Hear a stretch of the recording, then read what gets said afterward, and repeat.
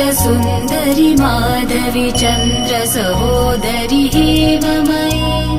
मुनिगणमण्डित मोक्षप्रदायनि मञ्जुलभाषिणि वेदनुते पङ्कजवासिनि देवसुपूजित सद्गुणवर्षिणि शान्तियुते जय जय हे मधुसूदन कामिनि आदिलक्ष्मि जय पालय माम् जय जय हे मधुसूदन कामिनि आदिलक्ष्मि जय पालय माम्